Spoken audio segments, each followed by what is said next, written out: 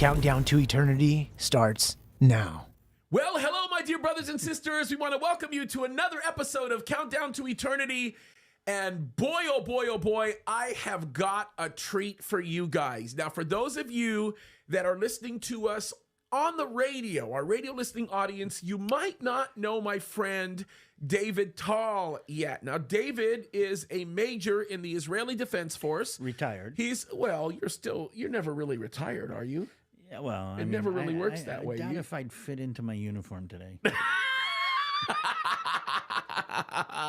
Well, I don't think I've ever fit in a uniform as such. You were a tank commander. Yep. And I have to tell you, David loves the Lord. He has a lot of great insight and knowledge that he brings into the picture regarding matters of Israel. And what we're going to talk about today is extremely important. Now, I want to say this because it's critical. The premise of our conversation is founded upon a very important passage. And of course, that passage is found, well, I'm not going to even tell people where it's found. What I'm actually going to do is I'm going to have David read that passage in the Hebrew language first.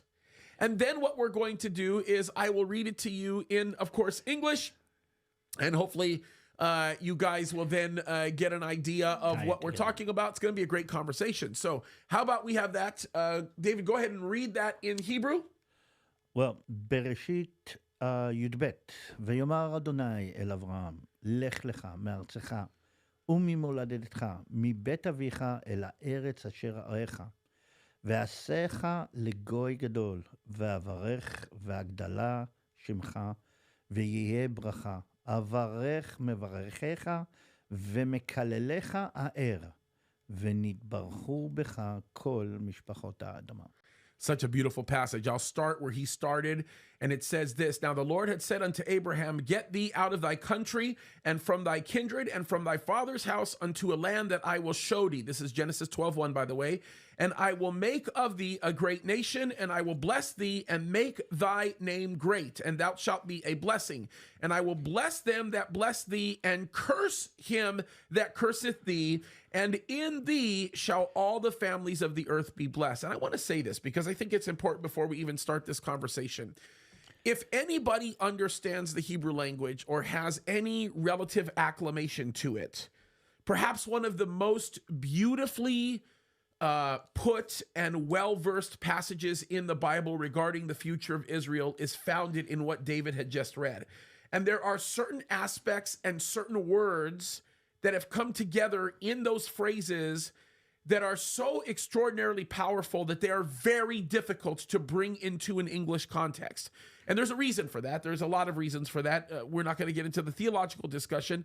But David, I would like you to initially expound upon this for just a second, and then we'll talk about all of the implications of that passage because it is very important.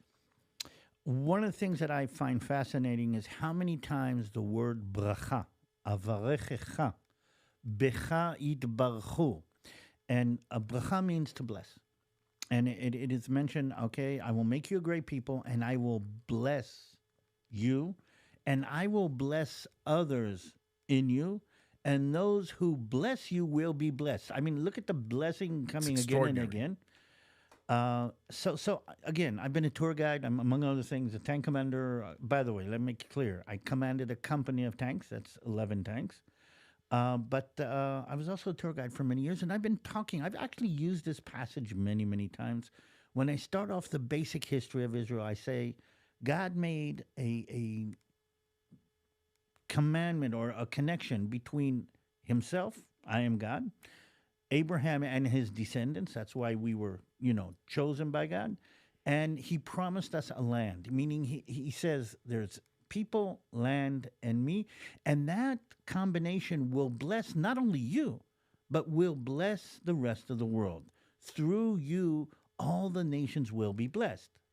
But here's something that we keep on forgetting, and that's what we were talking about. Because there's an other side to the bracha, and that is the klala. Klala means to curse. And he basically says, those who curse you will be not only not blessed, but will actually be cursed. And I think that's relative to what we're seeing today. And David, I know that this is difficult to explain to people that don't understand the Hebrew language or have no formal training or acclimation to it. We run into this same issue in the Arabic language, so it's very easy to discern when you're hearing it in Hebrew. And that is, there is almost, with just like with the blessing, there's an active passing that goes through. There's also very much an active cursing. And it's interesting because this is a nuance that isn't oftentimes understood or discerned when it comes to God actually saying that if Israel is in essence cursed, then those who curse Israel, not only will they be cursed, but they themselves will also bring a curse to those who they touch and those who surround them and are encapsulate them. And this is a difficult principle to kind of communicate because the English translators don't do it a lot of justice when they bring it in. James, I think there's even more than a translation going in here. Of course. We're in a Western culture, and we kind of tend to zero in on the positive. Okay, everything's positive, and we want everything to be, we like the blessing part. We like the connection to the blessing. We like the positive aspects. But if you are in any way connected to the Bible, you know that together with the positive, there's also a negative. And we are living in a culture where we tend to forget that, okay, we want everybody to win, but, there is a negative aspect to this. If there is a right, there is a wrong. And in this culture that we're living, everything is right and everything is wrong relativity. And here's something that we're not really kind of focusing in. And what happened to Israel on the 7th of October is we got kicked in the gut with the fact that there is evil, there is bad, there are those who curse us. And I just now saw a poll that came out from one of the international human rights, whatever, that something like 78% of the Arabs in the world, the Muslims in the world, curse Israel. Now, in poll terms, that means we support Hamas, we do not support Israel, we don't believe Israel should exist, and this and this. But basically, the Arab world has been cursing Israel for 3-4 generations, even more than that. And when when I hear that, I'm reminded that God made a commitment to God's people, but he also made a commitment to the rest of the world. If you bless Israel, you will be blessed. But there is a counterbalance to that. If you curse Israel, you will be cursed. And it doesn't take a genius to look at the Arab world today and to see the results of cursing Israel. Okay, can I ask you a question? Because the answer to us is obvious. The answer to a lot of people might not be obvious. We talk about how much the Arab world is cursed and on a lot of levels. And by the way, you are 100% right. You go to an overwhelming amount of Arab countries, especially the Arab countries that hate Israel, and you see nothing but curse wherever you go. Their households are in a disarray. Infrastructures are gone. Here's the thing that many people have a lot of difficulty with. And we're talking about people who are critical thinkers, people who are really, really concerned about the things that are happening and really do want to be positive contributors, okay? We say that countries that curse Israel or Arab countries in general are, for the most part, cursed. But then you have to ask questions like this. What about Dubai? What about Saudi Arabia? What about some of these other countries that are so wealthy that, many of them are in the G20 or at least in going into that direction? Well, look, we heard Mohammed bin Shalom even recently say his goal is a G7. He's gunning for that, and he's very much well on his way. What makes Saudi Arabia different? And they're about as Arab gets, right? Yeah, they're and the UAE, those areas. What makes them different than the many other nations that we're talking about here? Well, let's start off with the basic. I mean, look at the Arab world as is. I mean, again, there's all kinds of different ways that you can actually measure this. We like to use the Nobel Prizes. Look how many Nobel Prizes Jews and Israelis have, and look how many Nobel Prizes the rest of the world, the whole Arab world has altogether. Right. It's not even close. So you get the blessing part. But look at the GDP. I mean, if you take the oil out of the economies of the Gulf states, of all of them, they have nothing to show. The Arab world has nothing to show. Yeah, No, but I'm no gonna push success. back. I'm gonna push back a little Okay. bit because I understand what you say when you say the Arab world has nothing to show.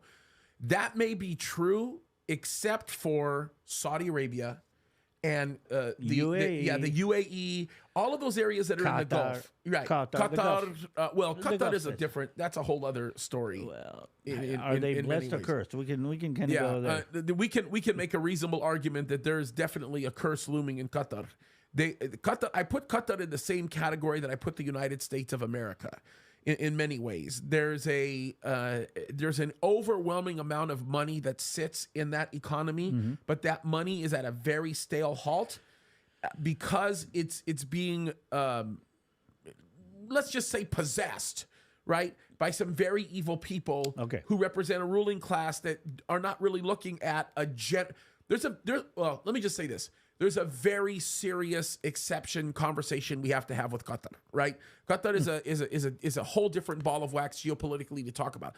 But like Saudi Arabia and the UAE, Dubai, they're very wealthy. Their GDP is remarkably healthy. Their standing in OPEC is very strong.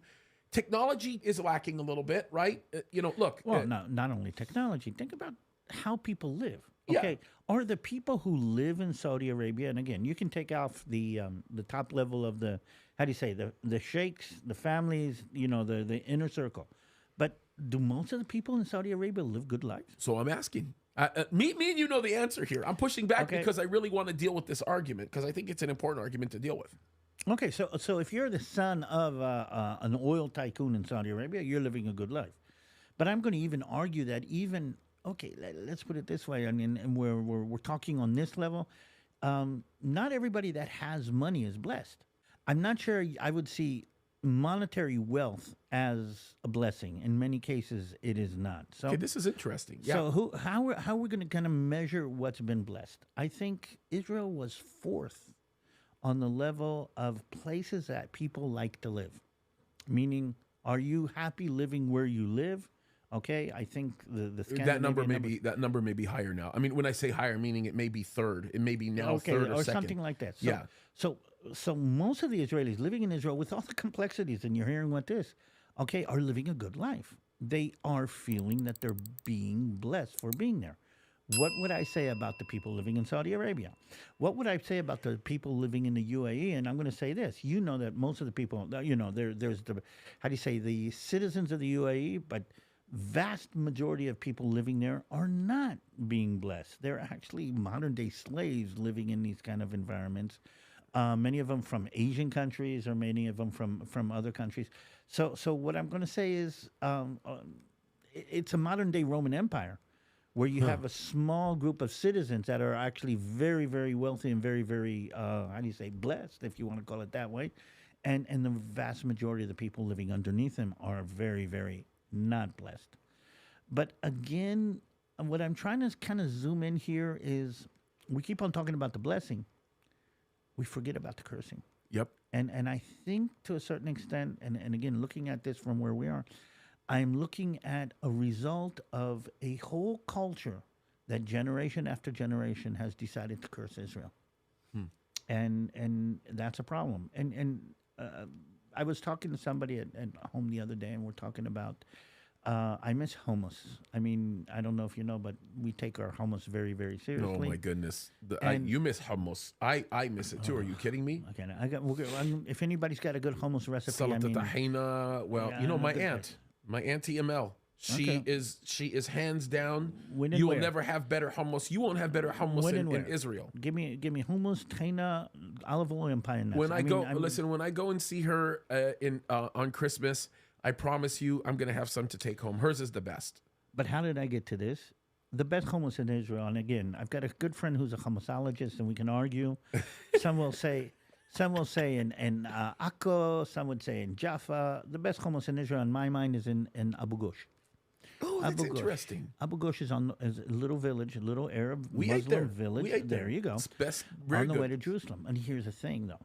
I don't know if you know, but in the Jerusalem corridor, on the road to Jerusalem, there were 5 Arab villages in 1948 who were used as bases to attack the convoys that were heading up to Jerusalem from the coastal plain. If you go up to Jerusalem today, you see some of those trucks lining the side. And if you want to get your hands on a movie called Exodus, it talks about the story of those convoys going up to Jerusalem. You can see a lot of that. Okay, so the thing is this. Of those 5 Arab villages, there's only one left. That's Abu Ghosh. Yeah, and tell them the story of this village. This village is amazing. So at some point, we were Israel in the War of Independence, 1948. This is the Great Nakba. I don't know if you understand, but the War of Independence was fought for our independence, or I'm going to call it the War of Survival, because if Israel had not won that war, we would have been annihilated. I mean, it would have been another Holocaust. But here's the thing. The war was fought in the beginning not against the Arab nations that came from outside, but it was like a civil war. The Arab villages against the Jewish neighborhoods. And we were driving up the open road to Jerusalem, and they would actually, the Arab villagers would attack. They would kind of see the trucks coming up, and the trucks in many cases would go through the villages, because roads went through towns and villages back then, and they would attack the villages. And for a long time, we went defensive, very similar to what happened now. In the beginning, we drove in convoys, and then we put armor plating on the trucks. And then, in order for not to be, destroyed, and then we would put a truck with a tractor. We did not go on the offensive. We tried to defend. We tried to put on a layer of protection and another layer of protection in order to reach. But at some point, Israel realized that we're not going to keep the road open if we just put more layers of protection. And David Ben-Gurion, together with the Haganah, decided that we have to go on the offensive, and we went in and we captured the villages on that road up to Jerusalem. And again, we knew the people. We were living close to close. There was a kibbutz, there was a village, there was a kibbutz, there was a village. So you don't attack without talking to them. The only village that decided not to fight against Israel in 1948 was Abu Ghosh. And that's why today, out of the 5 villages, Abu Ghosh is the only village that is left there. They have the highest percentage of millionaires, outside the Gulf states. Arab millionaires. Millionaires. Outside of the Gulf Here's states. something Living amazing lives. The village is beautiful. A lot of people don't realize they have the highest percentage of university degrees per capita, meaning Arab Muslims have university degrees, than any other Arabs anywhere in the world. So again, if you bless Israel, you will be blessed. They are blessed in everywhere, shape, and form. On the other hand, the villages that are not there are the ones that cursed Israel. And I think to a certain extent that there's a good illustration of what's going on. We will put on armor. We will try to get through. We will try to hold on as much as possible. But at some point, we will go on the offensive. And I think we're hearing some of that happening right now in Gaza. It's funny, and I think that there's something to be said here. And because it's a radio show, we're running out of time. But our next episode of Countdown to Eternity, David's going to be with us. So it's going to be another interesting conversation. But a little personal story, and David, you kind of know this already, but when the Lord had placed it upon my heart and my wife's heart to adopt children, one of the things that happened with the decision that we made to do that was we were in no position financially to adopt children. Adoption is expensive.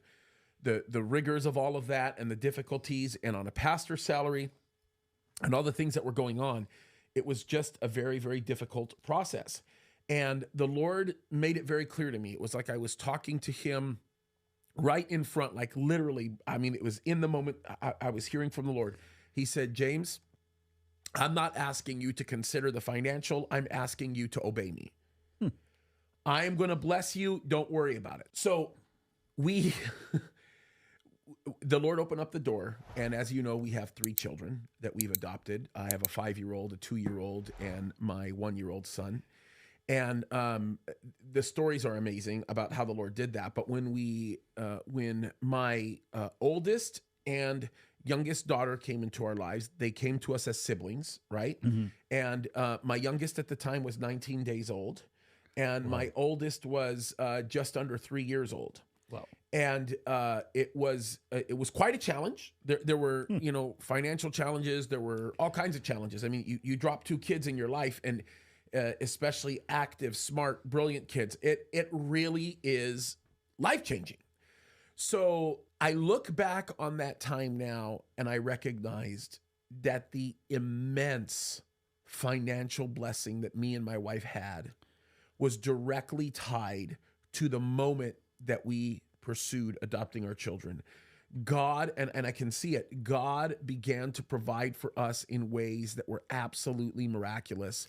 And we're now, the best place we've ever been as a married couple, financially stable and so on and so forth. But that has been because of the immense grace of God in saying, I'm asking you to do this, and then I will guide you. And I think that this principle of blessing Israel is exactly the same way. I think the reason why in the world in which we live, there's such a massive increase in anti-Semitism, which will be a conversation we have for our next show. With this massive increase in anti-Semitism, it's a lot harder to bless Israel because of the pressures that people are facing from the outside. But if you think about it, this is one aspect of why there's an increase in anti-Semitism. The devil is doing everything he can to encourage it, because if people will curse Israel, they themselves will be cursed. And that's exactly the condition that the devil wants. He wants to destroy lives, and he will do anything that he can to keep anybody from being blessed, including blessing Israel. So it's interesting. You think about it, it's not personal for the devil, it's business.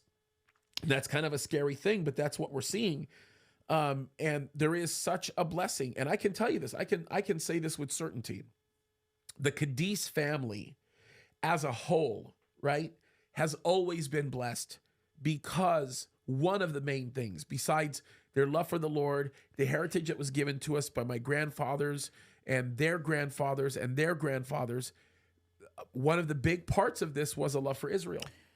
And here's something that I, just kind of clicked on, and I think this is kind of fascinating. People don't know, but 20% of the population are people like Abu Ghosh that are Israeli citizens that live inside Israel. And here's the thing: after the October 7th issue, we're not hearing them cursing Israel. No. Okay, because they live inside the blessing. I know that sounds weird to say it like that, but they are part of the blessing. Who's cursing Israel more than anybody? The ones that are living in the States, Muslims and Arabs who live on the other side of the world, okay, who have left their homelands, and they believe now this is their chance to curse Israel from afar, and they have no skin in the game, they have no relative kind of connection, and they are cursing Israel much, much worse than I've ever heard before. You cannot walk before. So what's interesting is those who are living in Israel, who are being part of the blessing, they're not cursing Israel. The Arab Muslims living in Israel are not cursing Israel. Where we're hearing the worst accusations and worst anti-Semitism are in the Arabs that have moved to the Western countries to get away from and to upgrade. And I think that's fascinating that the Arabs that are living in Israel are not cursing Israel. The Arabs that are living in other countries are the ones cursing Israel more than anything. And I think that the countries that are harboring and allowing this to grow in their environment, in their societies, are going to have to take in consideration that there's a curse that's going to come with that. Well, and we see it already. And I think the purpose of this conversation is just to challenge our listeners. So many of our listeners already understand this principle, but look for ways to bless Israel. Look, this goes back to learning to bless God. And I want people to understand this. Look, my mom and my dad were both born and raised in Egypt. So this is not me making a request or asking for you to ignore or to hate Arabs. As a matter of fact, the reality of it is, if you love the Palestinian population, if you love the people in Gaza, if you love the people in Judea and Samaria, then you are going to encourage them to support the existence of the Jewish state, because that is their only chance for help. That's their only chance for any better life outside of walking with Christ. And I think that this is kind of an important thing. David, last thoughts, because we are out of time. Any closing thoughts on this subject? And we'll get into a much bigger issue for our next episode of Countdown. It's a big deal, but what would you say? Well, Israel is a blessing, and Israel is in the Middle East, and Israel could be a blessing for the Middle East. Okay, think about this in how do you say, economic terms. I mean, Israel. Think about the spreading Israel's technological abilities into the Middle East. I think that some of the Arab nations, even Saudi Arabia and the Gulf states, at least some of them, have realized and are trying to plug into that blessing. Oh yeah, they know it. They know it, and they're trying to plug in, and they recognize that. On the other hand, the ones who are cursing Israel are continuing to curse Israel, and I think that the deceiver is doing a pretty good job in convincing generation after generation. And here's the thing: if there's one thing that you can say that, how do you say, is a basic aspect of what is going on, the Hamas and the Arab fundamentalist jihadi mentality, is its cursing of Israel. I mean, it's no matter where. I mean, if you're in Afghanistan, if you're a jihad and cursing Israel goes together. And I think for all of us who take these passages in the Bible seriously, we know where this is going to lead. Amen. Yeah, amen. And I think it's very, very important that we remember that and how critical it is. And I know that as hard as it can be, we have an obligation to do these things. These things are very, very important because there's a lot at stake here. And we are the people of God. You know, you are a Jew, which makes you one of God's chosen people, but you are also a messianic believer, which also makes you a part of the church. And we are the church, me and you. We are the body of Christ. And I think it's so critical and important that we understand the significance that surrounds all of this, right? There is such a blessing in engulfing ourselves in the heritage of God and investing in that heritage. And so there's a lot there. By the way, I just want everybody to know that if you are by any means interested or looking to support David and his ministry, please. There is a couple of places you can go. You can go to Balagan Connection. There on YouTube, you can go there and you can learn more about his ministry. The other place that you can go to is a website called Gihon Springs. And if you go to that website, gihonsprings.com, go there. You can, if you support that ministry, you will be directly supporting Jews. Yep. And it's a powerful ministry. A lot of work is being done. It's a great thing. So just something for you guys to know. So with that, we love you guys. Thank you. Look, I sincerely hope that you enjoyed listening and watching this as much as we've enjoyed making it. We love you guys. We are so grateful. By the way, thank you so much for your prayers for Monkey. We can use those prayers. I know that he is recovering and doing well as he is looking to do that. And thank you for your prayers for Israel. It is so important. We pray for two things every night, me and my children. We pray for not only God to bless Israel and protect Israel, we also pray for the peace of Jerusalem. And we teach our children that Jerusalem is the heart of it all. And it's so incredibly important. So we love you guys. God bless you. Keep your eyes on the Lord. And we've got only a few more episodes of Countdown left, but it's exciting. We got great things around the corner. We love you guys. God bless you. Keep your eyes on Jesus. Thanks for joining us on this week's Countdown to Eternity. We want to encourage you to visit jamescadiz.com to find additional content and resources to equip you for the spiritual battle that we fight every day. You can also subscribe to James Cadiz over on YouTube and Rumble. If you'd like to support Pastor James and his family directly, visit jamescadiz.locals.com and subscribe there. You'll gain access to exclusive content, daily devotionals, and more. Countdown to Eternity is listener supported. Until next week, may the Lord bless you and keep you.